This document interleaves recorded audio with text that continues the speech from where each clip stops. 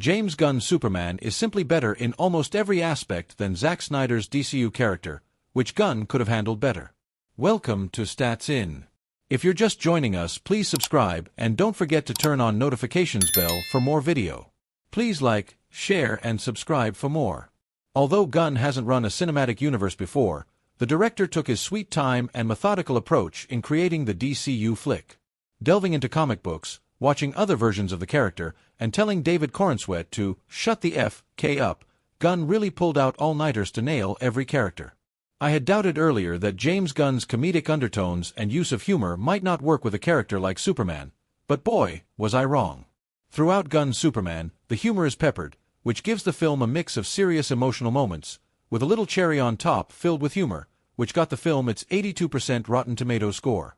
It was a risk for James Gunn, and for me as well, since Superman already had countless reboots, recasts, and origin stories with different directors having their own take on the character. Gunn's Superman could have potentially been one of those remakes that were meh, but after watching the DCU flick, I can say that James Gunn is the better director when it comes to running a cinematic universe. The fights are intense but not brutal.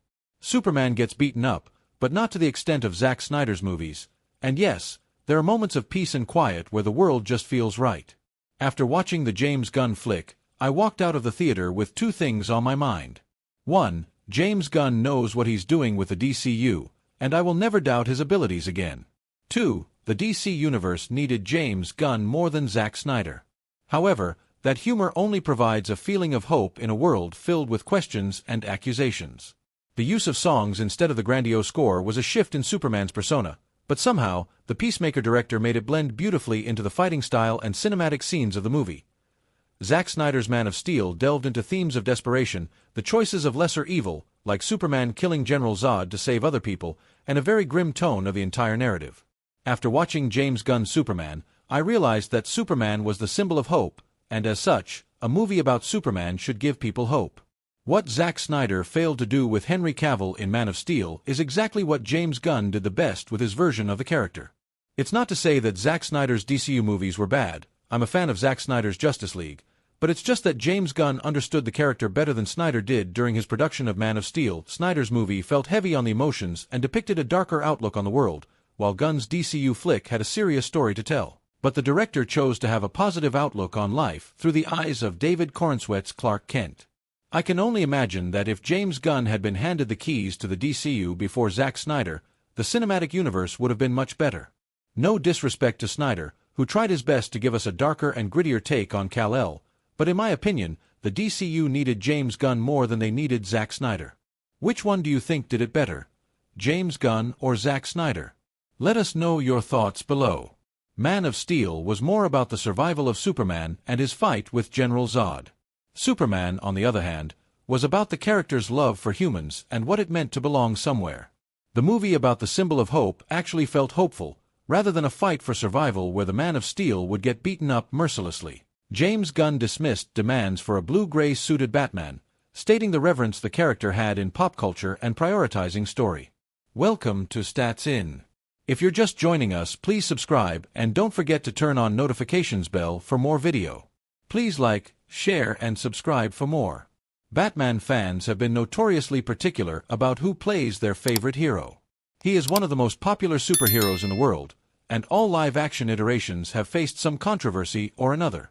From Michael Keaton to Ben Affleck to Robert Pattinson, all actors have faced intense backlash when announced, only to be accepted post-release. However, James Gunn is really in a tricky spot when it comes to Batman, as Matt Reeves' version has already been a hit, and Robert Pattinson's Batman will not fit in well with Gunn's DCU.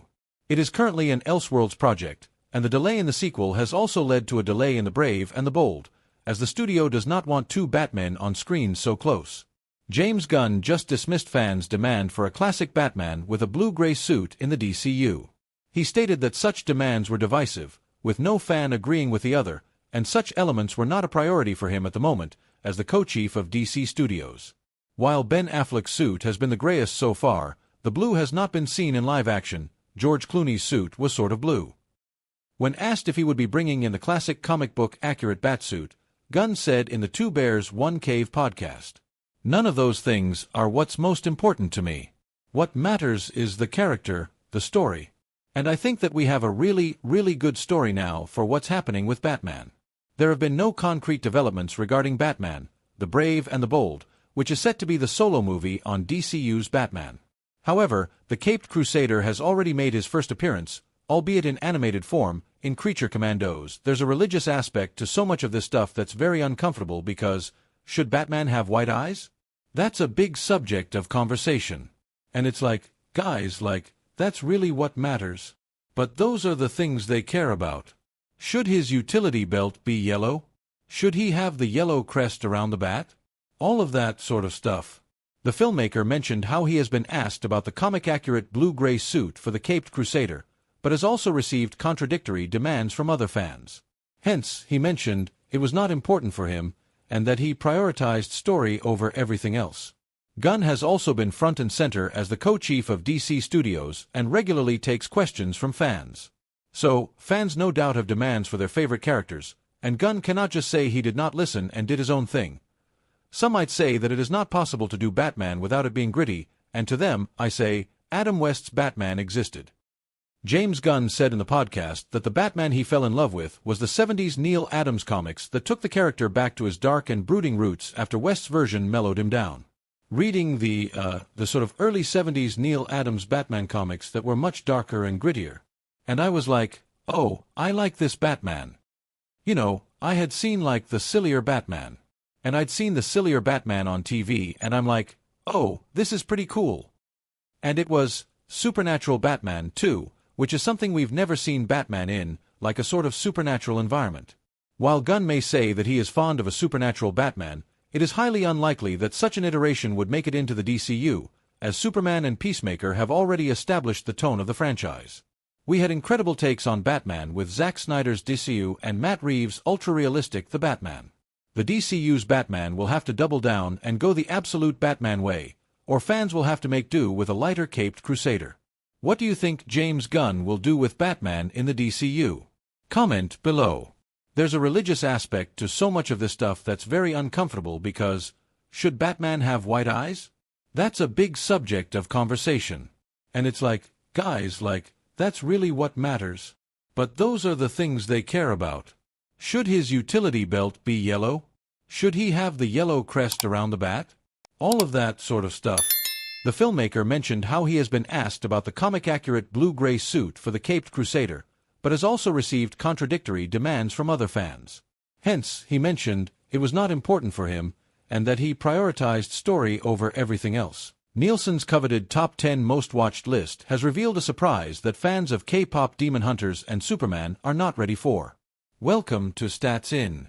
If you're just joining us, please subscribe and don't forget to turn on notifications bell for more video. Please like, share and subscribe for more.